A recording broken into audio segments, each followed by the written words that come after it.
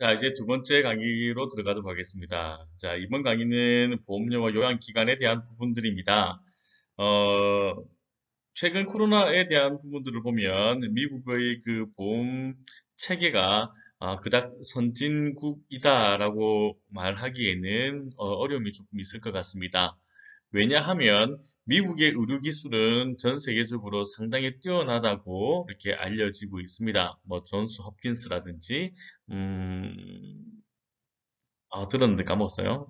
아무튼 몇 개의 뭐, 하버드, 메사추세츠라든지, 그러니까 MIT라든지, 이쪽에 있는 의료기술은 상당히 뛰어나다고 할 수는 있겠으나, 과연 그 뛰어난 기술이 전 국민에게 충분히 혜택을 받을 수 있는지는 이번 코로나19의 사태로 인해서 확연히 드러났다라고 볼 수가 있습니다. 조금 간접적이긴 하지만, 과연 그들의 그 민간 의료의 중심이 전 국민의 의료 혜택에 얼마만큼 도움이 되는지는 그 민낯이 나왔다고 볼 수가 있겠습니다. 반면에 영국 같은 경우도 그 NHS를 사용을 하고 있지만 그 신속성이나 이런 부분에 대해서는 조금 의구심이 들기는 합니다. 그리고 지역 보건에 대한 부분들도 얼마나 체계적이고 조직적이었는지는 의구심이 드는 부분들도 없지 않아 있지만 그래도 그 영국 국민들이 신뢰하고 있는 보험 제도인 것만은 분명합니다. 영국의 총리 역시 중환자실에서 퇴원하고 MHS에 대한 뭐, 찬송도 했고요. 그리고 아주 노병이 어, 제2차 세계대전에 참전했던 그 99살의 노병이 결국 그 자기 마당을 100번 걸으면서 원했던 것이 바로 MHS에 동사하는 의료진들을 돕기 위한 것이라고 한다면 상당히 그 나름대로 국민성이 녹아 있는 각국의 의료보험 제도는 신뢰할 수 있는 곳, 그리고 신뢰할 수 없는 곳으로 조금 이제는 조금씩 구별되지 않나 싶습니다. 자, 그에 따르면 우리나라의 그 보험 제도는 얼마나 신뢰를 할 수 있을까는 각자 개인적으로 또 생각을 해봐야 될 부분들이고, 정부를 포함해서 전 국민들이 협치를 해야 될 부분이라고 생각합니다. 그래서 앞서 자료로 제가 보여드렸고요. 자, 마치 지난주에는 제가 연예인이 된 듯한 느낌이었습니다. 여러분들께서 댓글을 주셨기 때문에 그 댓글들을 보고 제가 잘 못하는 부분들에 대해서 주셨던 것들을 좀 개선을 많이 해보려고 합니다. 일단은 뭐 중요한 부분에 대해서 밑줄 어떻게 해야 될지는 모르겠다는 부분, 그리고 PT 자료를 올려서 주면 좋겠다라는 부분들도 있었고요. 그래서 PT 자료를 이번에는 올리기로 했고요. 그리고 얼굴이 가려진다. 얼굴 좀 치워도 네, 얼굴 좀 치우도록 할게요. 중간에 이렇게 얼굴 치우는 방법을 또 미처 그것까지는 생각을 못했어요. 그리고 이제 얘기가 길 때는 그냥 대충 넘어가는 경향도 있는 것 같다라고 하는 것도 역시 겸허하게 받아들여야 될 부분들인데 실제적으로는 매번 여러분들께 말씀드리지만 이 건강보험론 이 책 한 권 전체를 여러분들께 다 녹아드리지는 못합니다. 하지만 누누이 계속 이제 강조하고 싶었던 그 부분들은 이 건강보험론을 통해서 여러분들이 적어도 어, 그 진료 영수증에 대한 부분들 해석, 그리고 어떻게 이런 그 체계가 이루어지고 있다.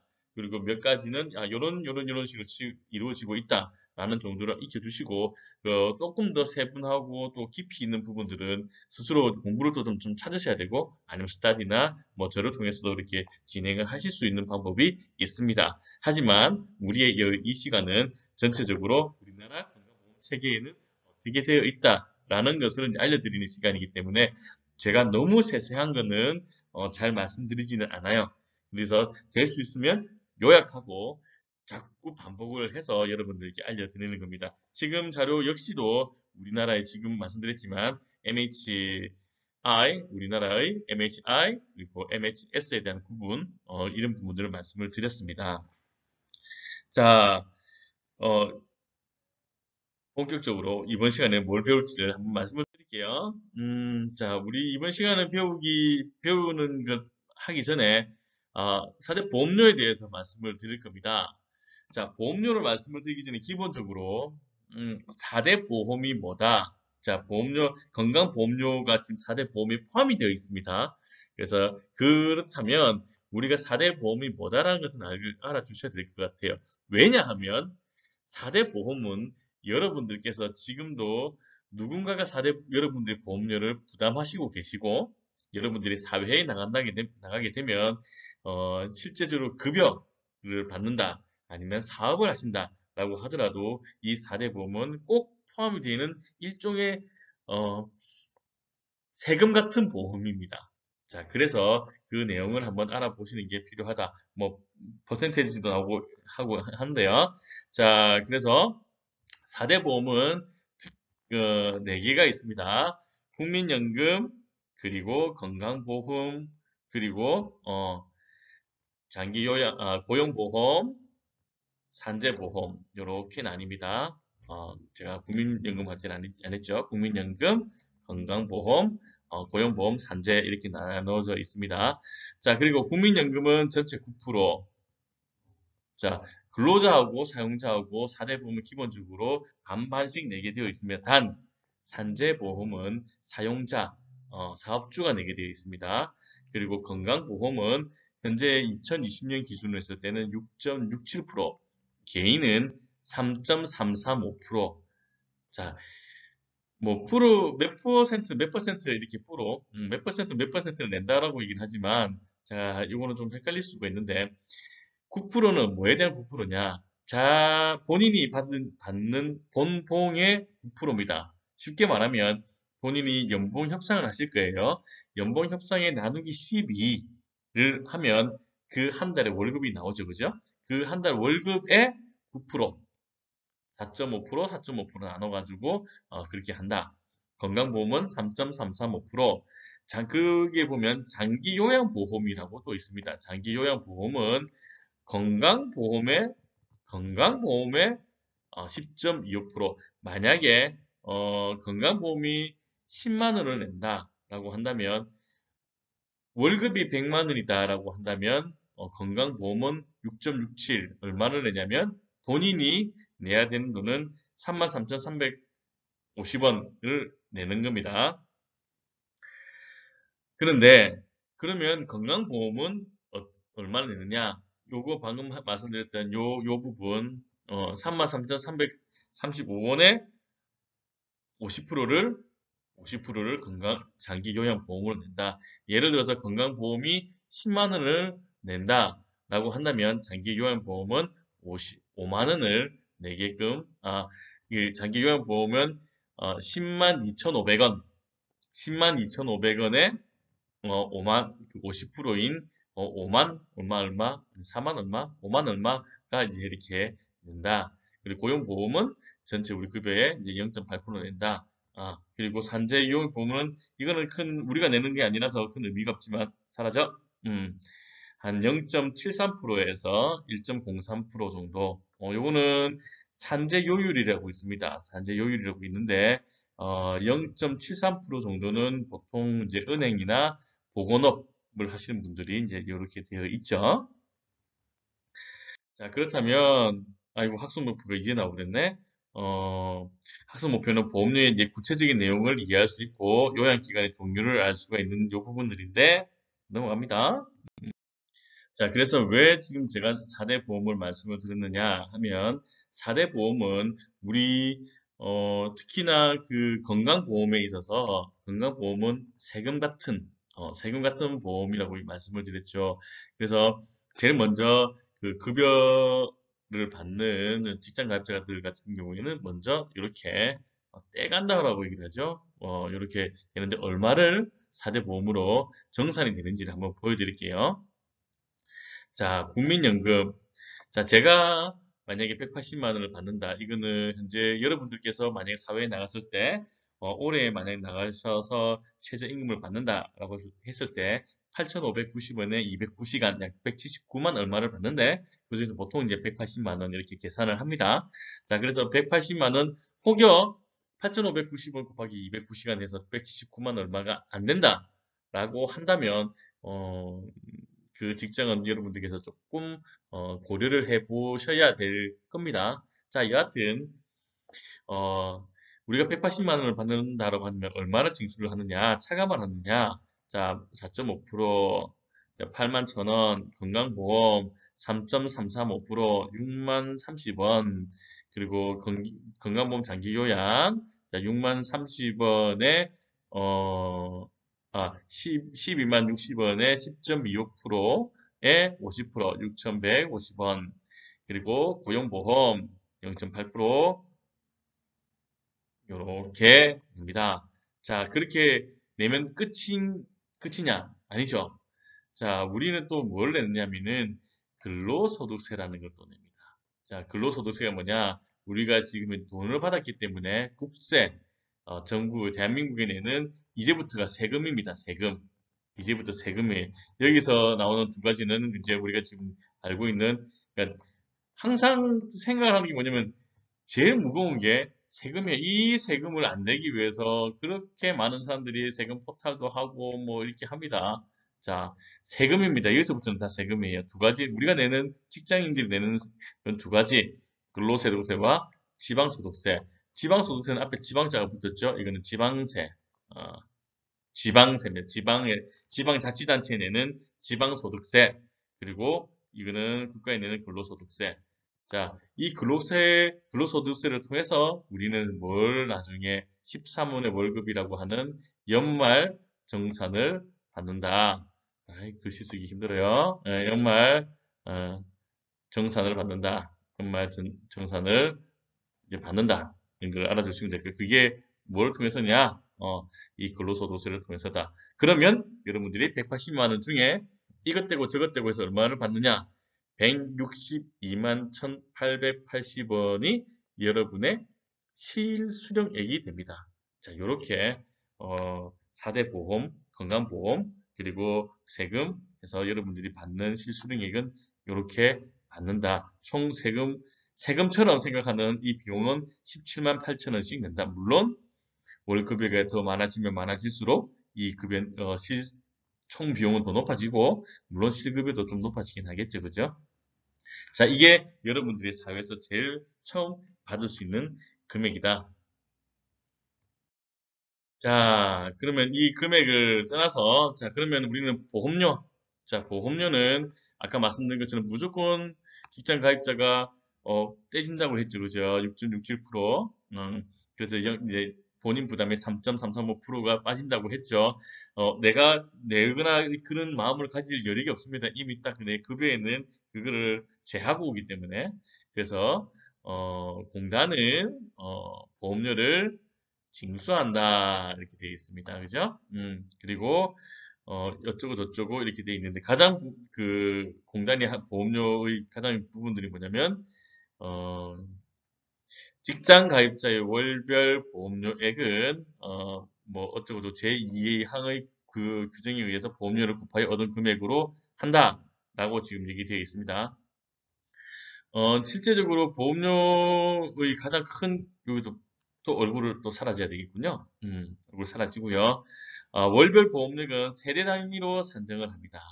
그래서 그 월 보험료가 우리가 세대원이 몇 명인지, 부양가족이 몇 명인지 이렇게 따라서 또 급여 세금이 또 달라지는 것들도 있고요. 그거는 이제 근로소득세가 부양가족이 몇 명인지에 따라 달라지고요. 그 세대 단위로 이렇게 산정을 합니다. 그리고 보험료의 특징은 어, 기본적으로 1년 단위로 회계를 합니다. 1년 단위로 회계. 그래서 단기 보험 방식이 아닌 연도별 부과 방식입니다. 자, 그렇기 때문에 어떤 내용이냐면 보험료는 지금 현재 제가 내는 보험료는 작년 2018년도, 자, 2018년도에 제가 급여를 받았던 것을 기준으로 하여 작년 4월에 부과를 한 겁니다. 그래서 작년 4월에 이제 그 기준은 2018년도에 얼마를 제가 벌었느냐를 부과를 하고요. 그리고 쭉 2019년도에 또 근로 활동을 하죠. 그리고 나서 2월에 연말정산을 다 끝나게 되면 실제적으로 제 그 금액이 얼마다를 알 수가 있습니다. 실제적으로 제 금액이 얼마다는 알 수가 있죠. 그래서 그 금액을 산정하는 기간이 한 3월 정도가 됩니다. 그러면 올 4월 달에는 어떻게 되느냐? 1년 단위로 회계된다고 했기 때문에 올 4월 달에는 작년에 벌었던 부분들, 아까 여러분들 그 실제적으로 180만 원을 벌었다라고 얘기를 했었을 때 그 건강보험료가 산출되는 공식이 그 정도가 되었었죠. 그죠?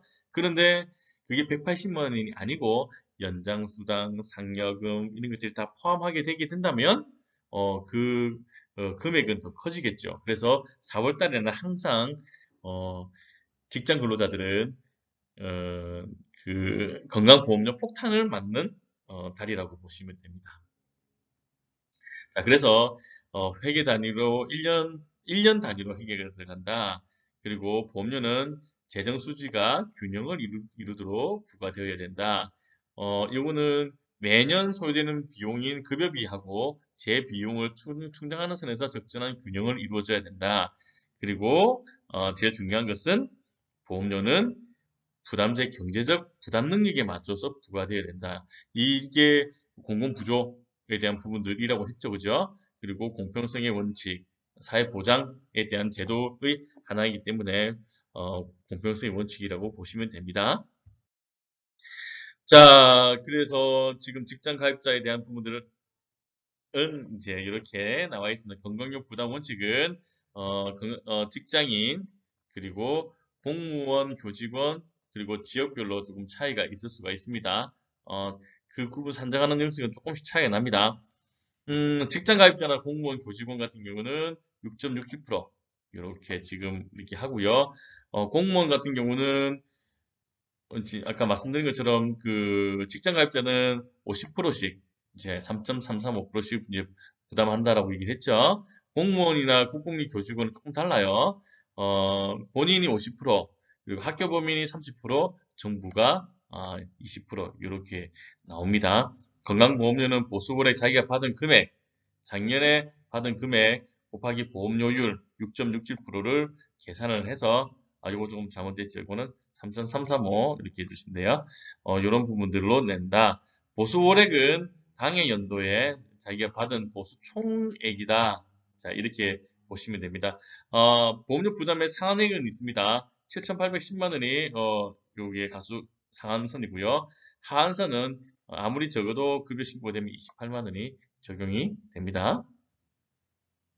보수 월액 적용이죠. 보수 월액 적용이 이렇게 된다. 한 달에 한 달에 7,800만 원을 받으면 초과는 내가 한 달에 1억을 받더라도 7,810만 원으로 계산을 한다는 말입니다.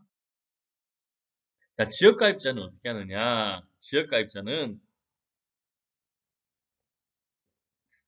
자, 가입자들 보험 지역가입자들이기 때문에 소득이 얼마냐? 자, 그 장사를 하고 사업을 하고 소득이 얼마냐? 재산은 얼마나 있느냐? 그리고 세대원은 몇 명으로 구성이 되어 있느냐? 뭐 그리고 소득이 500만 원 초과할 때에는 뭐 재산 형태를 과세 소득거 보고 재산, 거주, 형태, 자동차를 봅니다. 과세 소득은 지금 여기 같은 경우는 종합소득세를 이제 다 정산을 하고 난 다음에 할 수가 있겠죠, 그죠? 그리고 이제 이렇게 내고 여기서 중요한 것은 지역가입자의 보험료 요소는 어, 산정 방식이 있다. 이제 소득이나 재산이나 세대 구성원들을 기준으로 해서 산정을 하는 산정 방식이 있다. 이렇게 알아주시면 될 거예요. 자, 연소득 500만 원 이하 부가요소별 생활수준 및 경제활동 참가율 플러스 재산, 전월세 포함 자동차 점수를 합산한 보험료 부가점수는 이제 179.6원 넘어가십시다.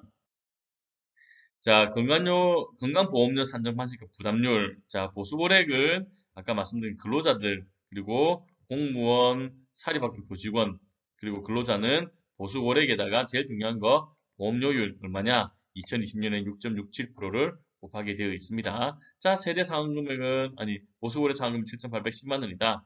자, 그리고 부담 주체는 50대 50이다. 그리고, 요거 본인 공무원 요런 부분들 본인 얼마 내느냐? 50%씩 낸다. 사립학교는 30%, 20%. 공무원 당연히 5대5 사용자가 그 국가니까 5대5로 내겠지, 그죠? 그리고 또 좀 사라져봐라. 그리고 직장가입자 공무원, 사립학교 교직원의 피부양자들은 보험료 부담이 없다. 이거는 지난번 시간에도 말씀드렸습니다. 그죠? 세대 구성원이 연대하여 100% 부담한다. 이것도 지난번에 그 건강보험료 특징에 대해서 있었을 때도 말씀드렸던 상황입니다. 나타나? 자, 보험료 납부. 보험료 납부 어떻게 합니까? 지금 우리가 방금 말씀드린 직장가입자는 뗍니다. 보수해서 공제해서 납부해야 됩니다. 뗍니다. 자, 그리고 지역가입자. 지역가입자는 지금 아까 방금 말씀드렸던 그 요율에 따라서 본인이 그 납부하게 되어 있습니다. 세대의 지역가입자 전원이 연대해서 납부를 합니다. 뭐 미성년자는 납부의 의무를 부담하지는 않지만 자, 지역가입자, 직장가입자는 무조건 뗍니다. 지역가입자는 납부를 합니다. 보험료의 납부 기간은 다음 달 10일까지 납부하여야 그 다음 달 10일까지 납부하여야 합니다. 자, 봅시다. 자, 그렇다면 보험료 면제를 해주는 사람이 있습니다. 보험료 면제를 해주는 사람 지난번에도 한번 말씀을 다 드렸습니다. 뭐 독립유공자, 국가유공자, 5.18 그리고 무용문화재, 그리고 기초생활 그 수급자, 뭐 기타 등등 이렇게 있습니다. 그리고 군인들, 뭐 그 특정 시설에 계신 분들, 뭐 이렇게 구치소라든지 교도소에 계신 분들, 뭐 그리고 국외에 있는 사람들, 뭐 이렇게 있다고 이렇게 말씀을 드렸습니다. 한번 볼게요. 자, 직장 가입자는 다음과 같은 경우에 면제를 해줍니다. 자, 국외에서 업무에 조사하고 있는 때, 자, 장기 해외 출장을 간다고 할 때, 그리고 현역병, 임용대 하사를 포함합니다. 그리고 뭐 사관 생도나 무관 고생, 그리고 교도소에 의하는 시설에 계시는 분들은 직장 가입자임에도 이런 부분임에도 일단은 수용되어 있는 사람들은 어, 이제 보험료를 면제해 줍니다. 지역 가입자는 누구냐? 국외에서 업무에 종사하고 있는 때, 자 그리고 병력법에 대해서 현역병 맞죠? 교도소에 계시는 분들 그리고 경감을 해주는 사람이 있습니다. 자, 어떤 사람이 경감을 해주느냐? 자, 보시면, 자, 도서벽지 농어촌에 있으신 분들, 그리고 65세 이상인 분들, 보험료 경감을 합니다. 장애인복지법에 따른 장애인, 그리고 독립유공자 있다고 했죠. 그리고 휴직자도 보험료 경감을 합니다. 휴직에 대한 내용들을 서류 제출하거나 알려주게 되면 그 밖에 생활이 어렵거나 천재지변 사유로 보험료 경감이 필요하다고 보건복지부 장관이 정하여 고시하는 자. 됐죠? 자, 국가에서 지금 진행하기 때문에 보험료를 독촉을 하고 체납 처분을 받습니다. 자, 그 건강보험료 무지하게 또 체납 처분하시는 분들 지역 가입자들이 좀 있습니다. 직장 가입자들은 뗀다. 그래서 이런 체납을 할 수가 없다. 하지만 지역 가입자들은 체납이 될 수가 있다. 보험료 독촉은 독촉이란 보험료 등의 납부 임의자가 납부 기한까지 채무를 이행하지 않은 경우에 그 이행을 최고하는 행위이다. 자, 어떻게 보험공단에서 보험료 독촉이나 체납 처분을 할 수가 있다는 걸 알아두시면 돼요. 체납 처분은 보험료 등의 납부 임의자가 채무를 이행하지 않는 경우 독촉 절차를 거친 후 법원의 판결 등 별도의 집행권 없이 주무관청의 승인이라는 행정정의에 의하여 납부 의무자의 재산으로부터 보험료 등의 채권을 강제적으로 실행하는 절차를 말한다. 자, 여기서 중요한 것은 건강보험공단의 이런 행위, 독촉을 한다든지 체납 처분을 한다든지 이런 부분들은 법적인 근거에 의해서 이루어지는 것이다. 알아주시면 좋을 것 같습니다. 자, 체납력 분할 납부. 자, 만약 체납이 됐어요. 그러면 그거를 한 방에 다 내야 되느냐? 그렇지는 않습니다. 공단의 협조를 통해서 그 분할 납부를 승인받거나, 얘기를 통해 협조를 통해서 진행할 수가 있어요. 자, 그 부분들은 뭐, 요렇게 나와 있는 것처럼 분할 납부도 한다. 자, 여러분들이 뭐, 세상을 살면서 이런저런 이유로 이렇게 보험료에 대한 부분들을 부담을 질 수가 있을 겁니다. 그래서 뭐 체납이 되는 경우도 있을 것이고 체납에 대한 부분들은 너무 이렇게 두려워 생각하지 마시고 그 보험 담당 지역 보험 담당자하고 적극적으로 이렇게 만나시거나 했을 때 이런 부분들을 어떻게 분할해서 하겠다 뭐 이렇게 이런 식으로 한다면 또 유예를 해달라 뭐 이렇게 한다면 그 방법은 다 있다는 것 말씀을 드릴게요. 자, 그래서 어쩌고 저쩌고 한다. 자, 연체가 됐다. 연체가 되면 바로 또 연체금이 붙습니다. 칼 같습니다. 예. 그래서 그 전체 보험 체납된 보험료의 100분의 3, 100분의 3에 해당하는 연체금을 징수를 한다. 3%죠. 3%를 이제 징수를 한다는 얘기입니다. 자, 그 여기 보시면 한계가 있는데요. 보험료 등의 납부 의무자가 잠시만요. 공단이 보험료 등의 납부 의무자의 납부 기한이 경과하였음에도 불구하고 연체금을 징수하지 아니할 수 있는 경우, 자, 천재지변으로 체납을 했을 경우, 뭐 지진이라든지 뭐 해일이라든지 그리고 전쟁 또는 사변으로 인한 체납의 경우, 연체금이 2천만 원 미만의 경우, 연체금만 체납한 경우, 그리고 사업자 또는 사업 사립학교의 폐업을 했을 경우, 그리고 기타 보건복지부장의 연체금을 징수하기 곤란한 부득이한 사유가 있다고 인정하는 경우가 연체금을 징수하지 아니할 수가 있습니다. 자, 요양기간의 이제 정의를 한번 볼게요. 어, 요양기관이라고 하면 그 쉽게 말하면 사람 여기 정의에도 보면 정확하게 나와 있는데 사람을 치료하는 일련의 행위를 하는 행위와 관련되어 있는 기관을 요양기관이라고 합니다. 부상을 당했거나 뭐 분만을 한다거나 뭐 질병이 걸렸다든지 뭐 기타 등등 사람이라고 표현되어 있는데 저는 사람이라고 표현을 했는데 요양기관의 이제 정의를 보면 요양기관이란 건강보험 가입자 또는 피부양자라고 되어 있습니다.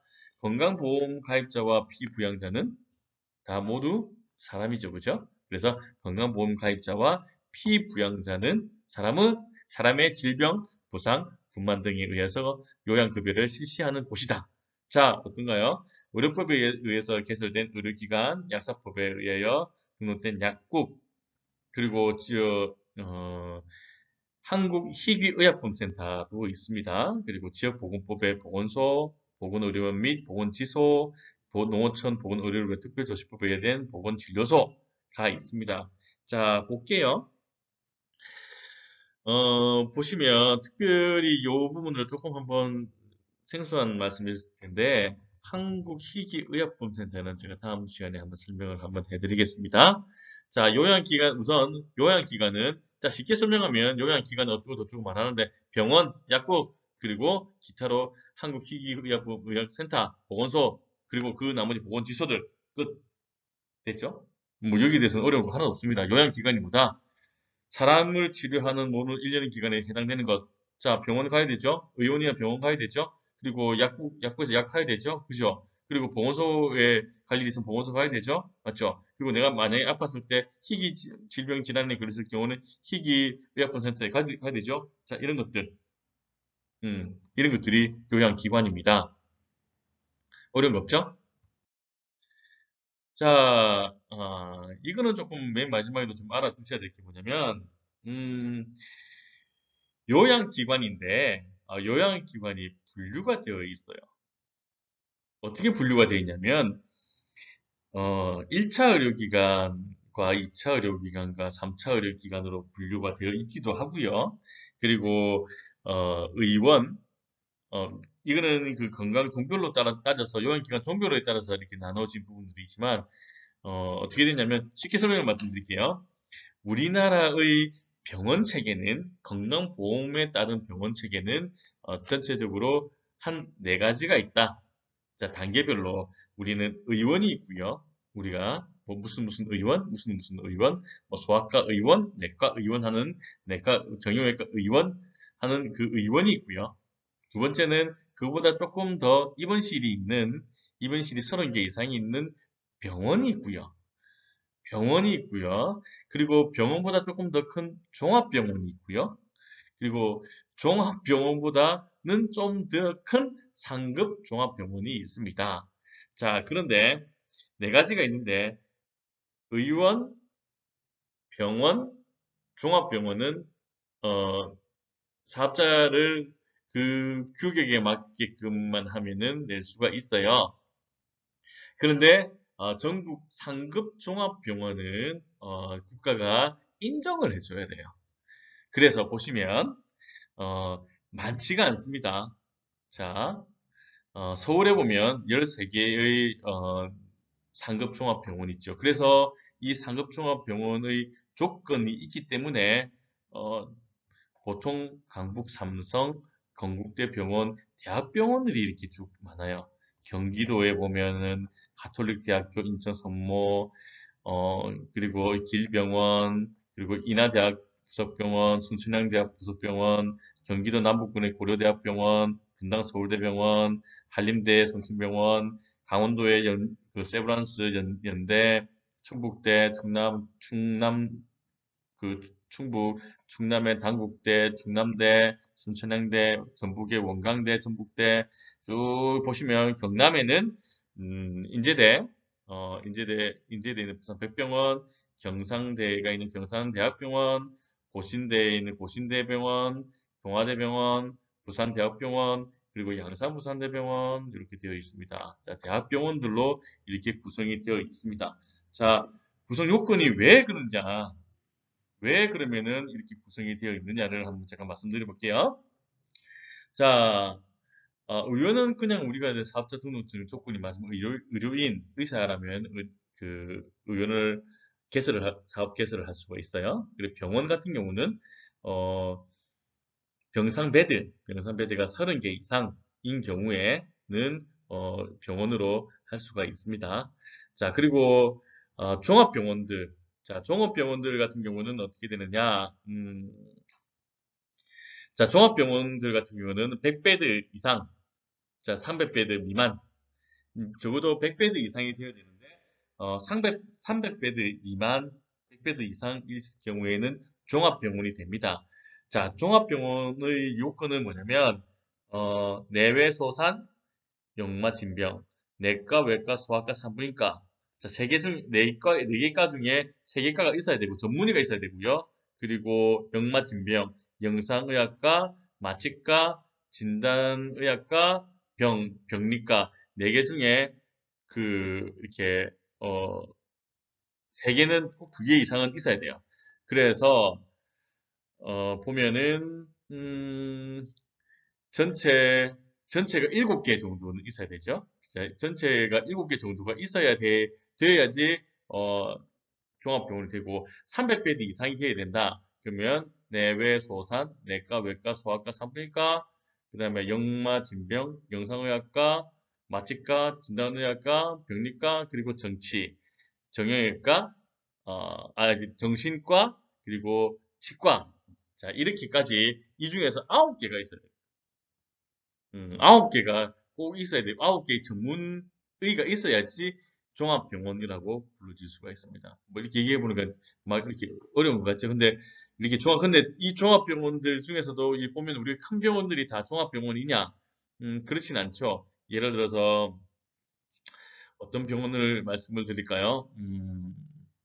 동네에 있는 대동병원, 어, 그리고 학교 밑에 있는 구민병원, 구포성심병원, 그리고 뭐 온병원, 서면에 있는 온병원, 뭐 이런 병원들이 이제 그 종합병원으로 이렇게 그 얘기는 하고 있지만 그 병원들 보시면은 과가 여러 개 과가 있습니다. 뭐 굳이 필요 있는 치과도 있는 경우가 있죠. 자, 그게 뭐냐?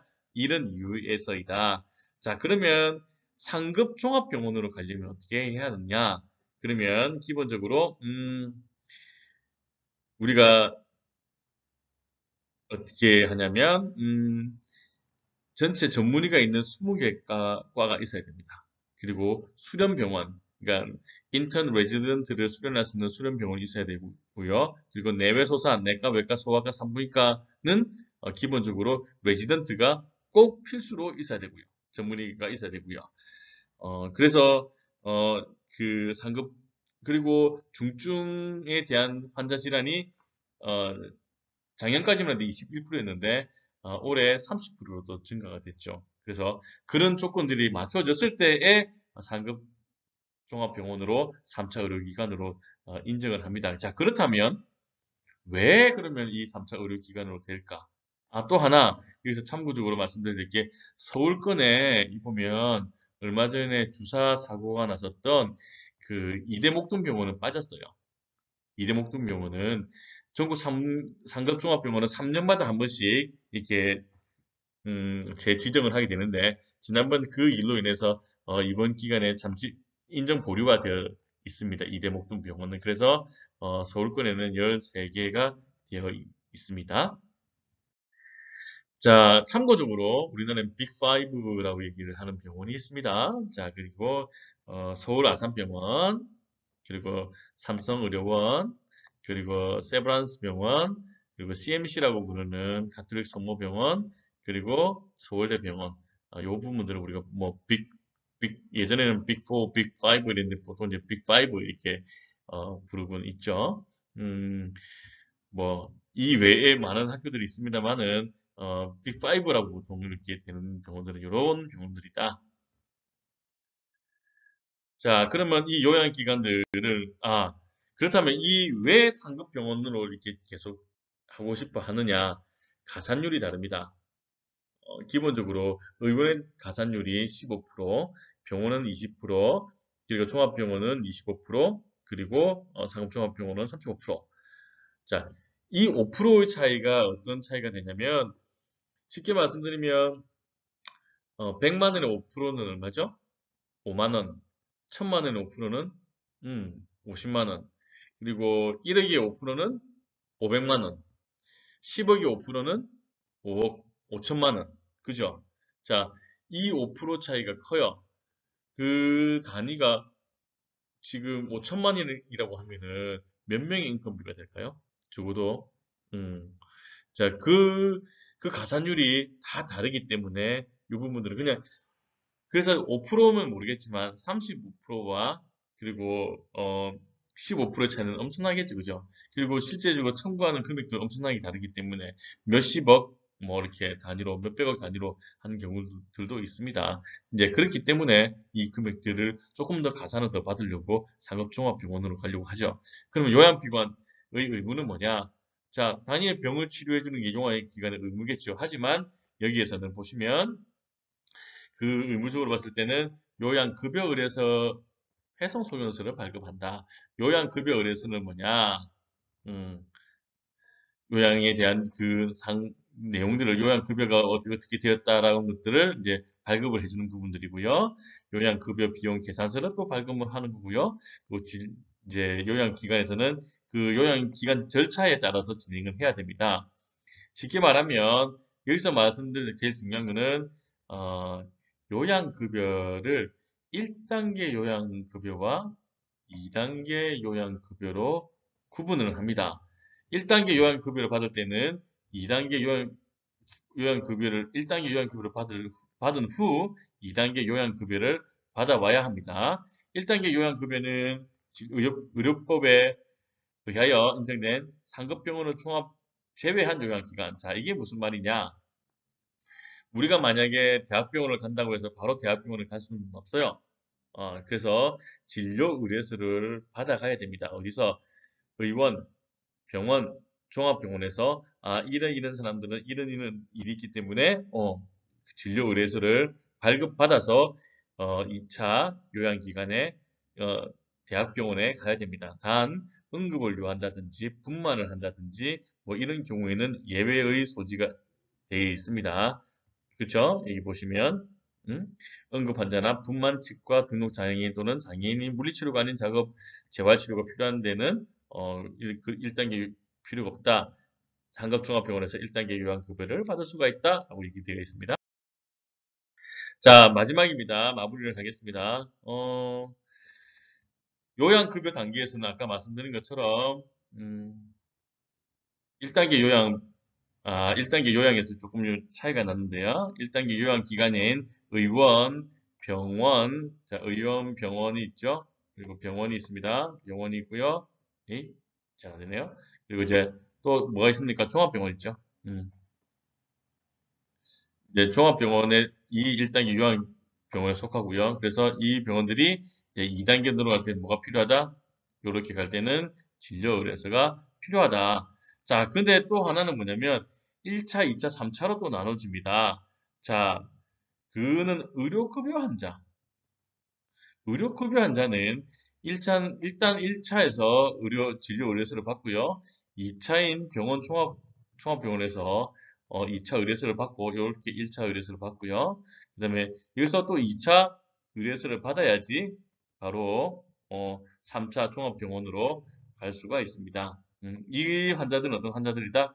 의료급여 환자들이다. 의료급여 환자들은 이런 1차, 2차, 3단계의 단계를 가진다.